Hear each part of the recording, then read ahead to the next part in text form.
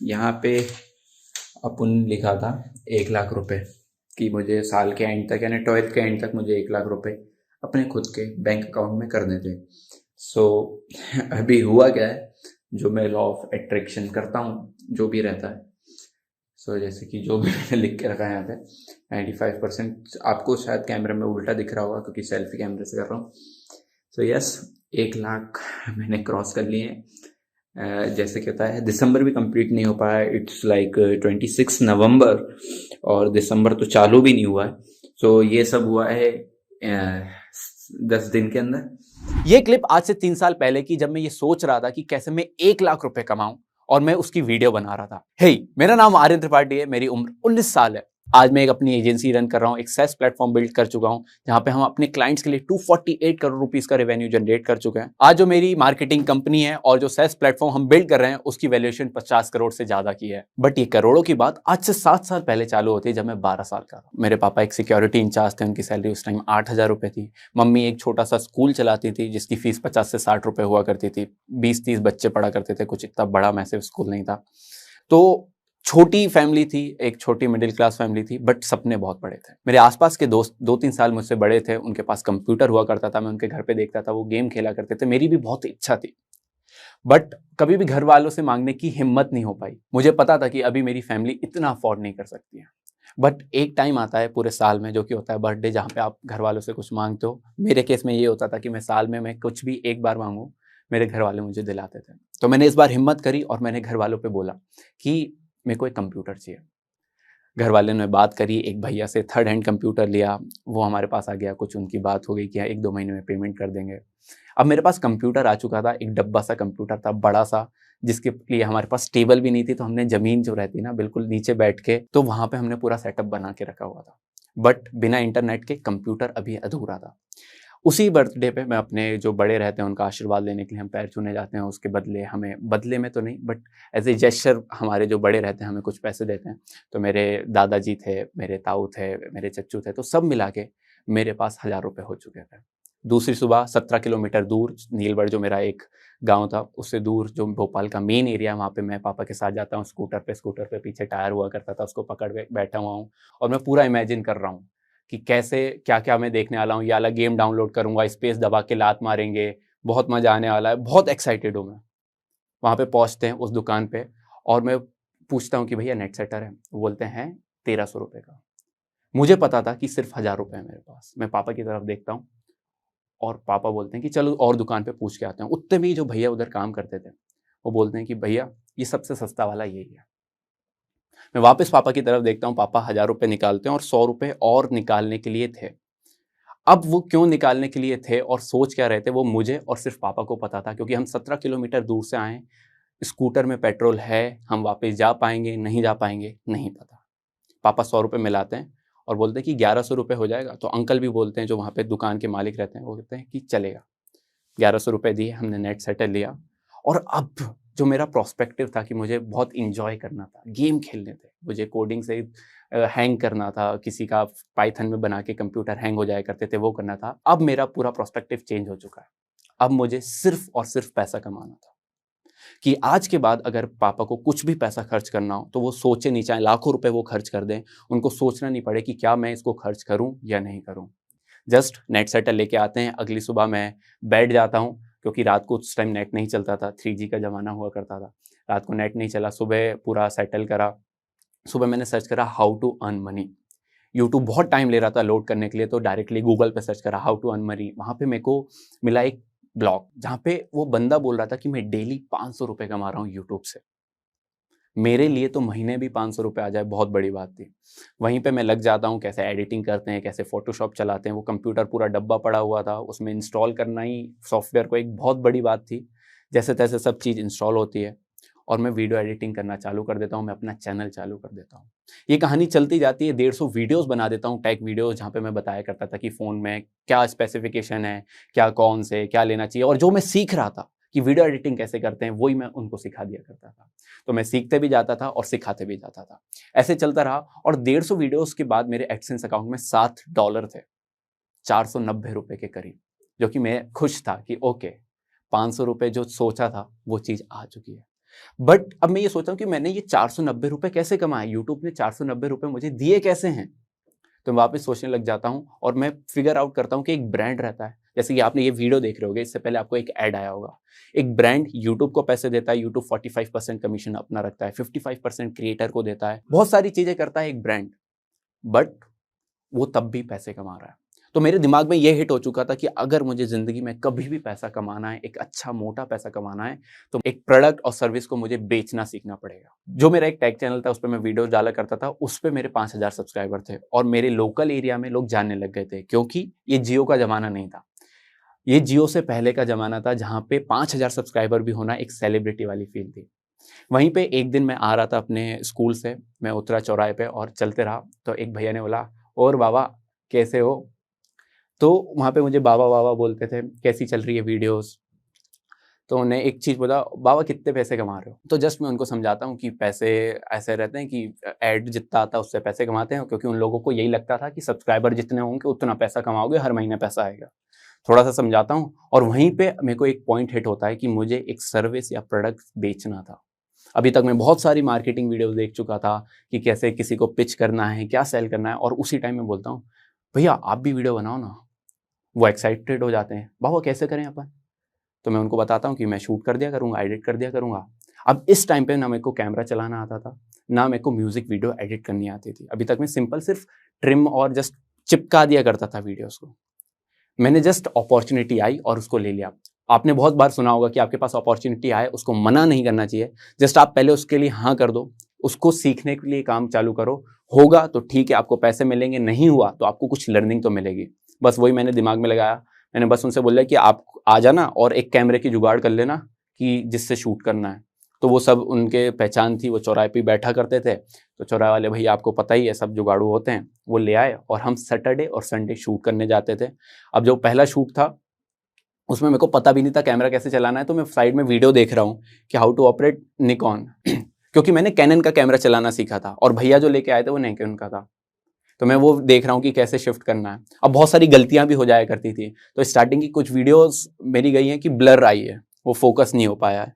तो मैं बोलता बाबा ये इफेक्ट है तो जब वो पूछते थे तो मैं अपनी गलती को भी एक फीचर बता दिया करता। अब मैं सर्विस बेचने लग गया था और जो कनेक्टिंग द डॉट्स वाला खेल था वो चालू हो गया था। अब एक दिन रात को मेरे को ईमेल आता है, I want to buy your channel. मुझे लगा ये हैक करना चाहता है, ये ईमेल पे जो कर रहा है। मेरी उस टाइम इतनी इंग्लिश अच्छी नहीं थी, तो मैं कुछ बड़ा सेंटेंस तो नहीं लिख पाया। मैंने डायरेक्ट उसको लिखा $900। मैं भी मजाक करने लगा क्योंकि उसने मजाक कर रहा था। उसने बोला सेंड योर पेपाल आईडी, क्योंकि मैं बहुत सारी ऑनलाइन वेबसाइट पे फ्रीलांसिंग करने के लिए डाल के रखा था, तो मेरी पेपाल आईडी बनी हुई थी। मैं उसको पेपाल आईडी सेंड करता हूँ और मेरे पास एकदम से नोटिफिकेशन आता है $900 क्रेडिट। ये एक ऐसा टाइम था, मेरे को लगा यार ये क्या था, ये तो एक्चुअल नोटिफिकेशन आ रही है। तो मैं बहुत टेक्निकल बंदा था, तो मैं ईमेल देख रहा हूँ, क्या सच में paypal.com से ही आया है ईमेल? मैंने सब चीज़ देखी और सच में मेरे पास पैसे थे। तो मैंने घर वालों को 1 लाख रुपए दे दिए कि लो छत डलवा लेते हैं। कुछ पैसे थे तो आईफोन ले आए, मैकबुक ले आया, एफडी करा के मैंने क्रेडिट कार्ड बनवा लिया। इस बंदे से मैंने कम से कम 5 से 6 लाख रुपए कमाए। बट अब यहाँ पे सबसे बड़ा सवाल था कि ये बंदा करता क्या है। मैंने उसको मैसेज भेजा कि आप करते क्या हो। आजकल बहुत वीडियोस वायरल होती है, what you do for your living. मैंने उस टाइम वो क्वेश्चन पूछा कि करते क्या हो। तो उन्होंने बोला मैं ड्रॉप शिपिंग करता हूँ। तो मैंने कहा मैं कैसे सीखूँ? उधर से आया, मेरा एक कोर्स है जो कि एडिटेड नहीं है, आप एडिट कर दो और मैं आप सीख भी लोगे, मेरा कोर्स भी एडिट हो जाएगा, दोनों के लिए विन विन सिचुएशन है। अब मेरी इंग्लिश अच्छी नहीं थी, वापस अपॉर्चुनिटी आई थी, मैंने उसको ग्रैब करा। मैंने कहा देखते हैं। मैंने उसको एडिटिंग करना चालू कर दिया, मेरी उससे इंग्लिश भी इंप्रूव हो गई, मेरे को ड्रॉप शिपिंग के बारे में भी पता चल गया। और उस कोर्स में हो क्या रहा था, वो $2000 लगाता था, दूसरे दिन $4000 हो जाते थे, $8000। और यहाँ पे मैं अपने सपने देख रहा हूँ कि भाई 2 लाख लगाना है, 4 लाख होने, 4 लाख से 8 लाख, ये पैसा, ये गाड़ी, ये घर, पूरा सेटल सा। बहुत लग रहा था कि मैं फाइनेंशियली इंडिपेंडेंट हो चुका हूँ, अब मुझे स्कूल भी कंप्लीट करने की जरूरत नहीं है।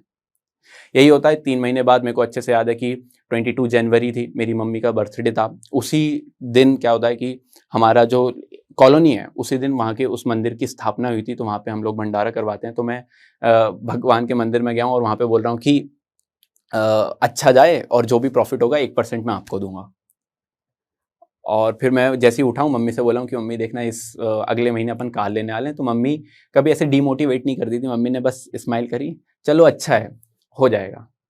और वो 2 लाख रुपए मैं लगा देता हूँ अपने इन्फ्लुएंसर मार्केटिंग, जो भी ड्रॉप शिपिंग मैंने सीखी थी उसमें। वो 2 लाख रुपए लगाने के बाद मेरे को सिर्फ 1500 रुपए की सेल आती है। जो अभी तक सपने अपर अपर अपर जा रहे थे, ऊपर जा रहे थे, अब वो बिल्कुल रुक चुके हैं। कहाँ गाड़ी, कहाँ घर, सब जा चुका है। और मैं 2-3 दिन बैठा हुआ हूँ कि क्या करूँ अब। और मेरे को मतलब मेरे लिए ऐसा लग रहा है कि खत्म हो गया सब, अब कुछ बचा ही नहीं है। 3 दिन बाद मैं रियलाइज करता हूँ यार कि कुछ बिगड़ा नहीं है मेरा। मेरे को आज भी खाना मिल रहा है, आज भी घर वाले फीस भर ही देंगे। ऐसा मैंने कर लिया था कि 10th के बाद में थोड़ा पैसे कमाने लग गया था कि 11th में ना मैं स्कूल की फीस लूंगा, ना ट्यूशन फीस लूंगा, ना आने जाने का खर्चा लूंगा। ये मैंने बना के रखा था। तो अब बस यही था कि ठीक है, अब मेरे को घर वालों से पैसे लेने पड़ सकते हैं। फिर तो अभी तक मैं स्कूल की फीस खुद भर रहा था। तो जस्ट सोचा, और फिर वहीं पे आया कि यार पाने के लिए तो बहुत कुछ है। मैं वापस मेहनत चालू करता हूँ, खोने के लिए कुछ भी नहीं बचा है जीवन में। और मेरे को एक अंदर से आया कि यार इस ड्रॉप शिपिंग बिजनेस ने अगर मेरे से 2 लाख रुपए लिए हैं तो मैं इसी से पैसे निकालूंगा। अभी तक जो बंदा एडिटिंग करा रहा था उसका इतना अच्छा चला नहीं, तो उसने भी उधर से पैसा आना भी मेरा बंद हो चुका था। अब मैं चालू करता हूँ ड्रॉप शिपिंग सीखना एक्चुअल में कि और क्या वेज है इन्फ्लुएंसर मार्केटिंग के अलावा। तो यहाँ से मुझे पता चलता है फेसबुक एड्स मेरे पास जो 200 रुपए थे वो अब बढ़ चुके थे। मेरे को कुछ 400 रुपए मिलने लगे थे, जो मैं लोकल सर्विस करता था, जो मैं वीडियो शूटिंग करता था, जो मैं एडिटिंग करता था, वहां से मेरे को पैसे आते थे। और मेरे को अच्छे से याद है, मेरे पास 1780 रुपए थे अकाउंट में। मैं 1280 रुपए के ऐड चलाता हूँ और उससे मुझे 2400 रुपए की सेल आ जाती है। और मेरे को एक्चुअल लगता है कि ओके, अब ये टाइम है वापस ऊपर उठने का। मैं बस थोड़े पैसे लगाते जाता हूँ, जो आता है उसको मैं वापस लगाता हूँ। और मैं एक्चुअल में फेसबुक एडवर्टाइजिंग के थ्रू ड्रॉप शिपिंग सीख जाता हूँ। तो मैं यूएस में बहुत सारे स्टोर्स चलाने लग गया, मैं $1000 तक हिट करने लग गया। अब मेरा थोड़ा सा स्टेबल चल रहा था। अब जो इंस्टाग्राम पे मैंने हाईलाइट बनाई थी कि मेरे पास आईफोन है, मैकबुक है, तो लोग रिप्लाई करने लगे। जो मेरे फ्रेंड्स थे वो मेरे को रिप्लाई करने लगे कि करता क्या है। तो मैं उनको बताने लग गया कि एक ड्रॉप शिपिंग रहती है, ऐसा रहता है। पूरा मॉडल बताने लग गया कि चाइना से प्रोडक्ट सिलेक्ट करना है, एक शॉपिफाई पे आपको वेबसाइट बनानी है और यूएस में ऐड चला के आपको प्रोडक्ट सेल करना है, बहुत ईजी है। तो वो बोलते थे क्या तुम मेरे लिए कर दोगे? मैंने बोला हाँ, तो मेरी आप स्टोर ले लो 30,000 रुपीज़ में, उसमें इतना रेवेन्यू है, मैं आपका ऐड भी सेटअप करके दे दूंगा। तो उस टाइम में एक विनिंग प्रोडक्ट ढूंढता था, उसको चलाता था और वो स्टोर मैं बना के लोगों को सेल करने लगा। और वहां से मेरे अंदर बहुत सारा पैसा आने लग गया, कैश रिच हो गया मैं। कि अब मेरे पास पैसा आता था 30,000 50,000 रुपए के मेरे स्टोर्स बिकते थे, जो वेबसाइट रहती थी वो बिकने लगे। वहीं पे मेरे दिमाग में आया कि यार मेरे को फेसबुक एड्स बहुत अच्छे से आने लग गया है, शॉपिफाई बहुत अच्छे से आने लग गया है, ड्रॉप शिपिंग मॉडल क्या है वो बहुत अच्छे से आने लग गया है, क्यों ना इसका कोर्स बना दें। तो वहीं पे मैं एक फेसबुक एड्स का कोर्स बनाता हूँ, उसके एड्स रन कर देता हूँ। और वो कोर्स आज 35,000 लोगों से ज़्यादा लोगों ने खरीदा, जिसमें से 1000 लोग 10 लाख रुपए से ज़्यादा रुपए का रेवेन्यू जनरेट कर चुके हैं। अब मैं तो चला रहा था अपने कोर्स का ऐड, और क्योंकि वो मेरे पास डोमेन एक ही था edimize.com, तो लोग edimize.com पे आए और उनको लगा कि ये एजेंसी, और उन लोगों ने मुझे मैसेज करा कि आप मेरा ऐड चला दो। और मुझे पता ही नहीं था कि फेसबुक एड्स की भी एजेंसी चल सकती है।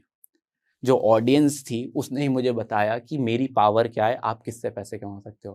मैं फर्स्ट प्रोजेक्ट उठाता हूँ 20,000 रुपये का, क्योंकि उस टाइम मैं बहुत फेमस सा हो रहा था कि बहुत सारे एड्स चल रहे थे। फर्स्ट प्रोजेक्ट आया 20,000 का, सेकंड क्लाइंट आया, मैंने उसको 30 पिच करा, उसने 30,000 मुझे पे करे। थर्ड आया रियल एस्टेट का था, मैंने कहा भैया इसमें तो बहुत मेहनत लगती है, 45,000 प्लस जीएसटी। उन्होंने मुझे 45,000 प्लस जीएसटी पिच कर। वहाँ से एक एजेंसी बिजनेस की चालू हो गई थी और एक्चुअल में मेरे पास अब पैसा आने लग गया था। जब मैं 17 साल का था, एक लोअर मिडिल क्लास फैमिली के लिए कार लाना बहुत बड़ी बात होती है। जब मैं 17 साल का था, जब किसी का ड्राइविंग लाइसेंस भी नहीं बनता, जब मैं अपनी पहली कार लेके आ गया था। और घर वालों का यही था कि देख तेरे पास आज तो पैसा आ रहा है, क्या कल पैसा आएगा, क्या ईएमआई भर पाएगा? तो मैंने वापस वही अप्रोच लगाई कि वर्स्ट के सिनेरियो सोचते हैं, नहीं आएगा पैसा, ईएमआई नहीं भरूंगा, बैंक वाले ले जाएंगे, वापस स्कूटी पे घूमेंगे। तो ऐसे करके मेरा आगे आगे आगे बढ़ता रहा, जहाँ पे मैंने रिस्क बहुत ज़्यादा लिया और वर्स्ट के सिनेरियो सोच के मैं डिसीजन मेकिंग करते रहा। आज से 3-4 साल पहले मैं जो स्टॉक में देखा करता था, जहाँ से मैं मोटिवेशन जोश लिया करता था कि मैं लाइफ में क्या कर पाऊँ, और आज मैं उस प्लेटफॉर्म पे हूँ। तो मेरे को लगता है कि एक फर्स्ट चैप्टर मैंने कंप्लीट करा है। आज की एज में हम ये सोचते हैं कि हमें मर्सिडीज लेनी है, और सेकंड थॉट पे यही सोच लेते हैं कि कैसे लेंगे। कभी भी आप अपने आप को कम नहीं समझो। आप अगर सोच सकते हो तो वो अचीव कर सकते हो। Thank you. अगर आप इस टॉक के एंड तक पहुंच चुके हैं तो मैं आपको जोश टॉक्स का एक दूसरा रूप भी दिखाना चाहता हूं। जिससे मैं काफ़ी देर से जुड़ा हुआ हूँ और मुझे बहुत बहुत ज़्यादा पसंद है कि वो क्या कर रहे हैं। जो स्टॉक्स ने एक नया ऐप लॉन्च किया है जिसका नाम है जोश स्किल्स। अब वो नया नहीं रहा, काफ़ी टाइम से है, लाखों लोग उसको अब यूज़ करते हैं। और जोश स्किल्स पे आप अपनी ज़िंदगी के लिए कोर्सेज ढूंढ सकते हैं। वो कोर्स नहीं जो आपको physics, chemistry, commerce, business studies पढ़ाएंगे, वो कोर्सेज जो आपकी ज़िंदगी में आपको कैसे जीना चाहिए वो सिखाएंगे। मैंने खुद जो स्किल्स पे बहुत सारे कोर्सेज बनाए हैं, पब्लिक स्पीकिंग पे, इमोशनल क्राइसिस कैसे हैंडल किया जाए, अपनी पर्सनालिटी कैसे डेवलप की जाए। हर एक कोर्स में डेली क्विजेज हैं, एक्सरसाइजेज हैं, एक बहुत ही खूबसूरत कम्युनिटी है जो आपको सपोर्ट करेगी, आपको इनकरेज करेगी। आज ही डाउनलोड करें जोश स्किल्स का ऐप और उनके कोर्सेज एक्सप्लोर करके अपनी ज़िंदगी को आगे बढ़ाएं।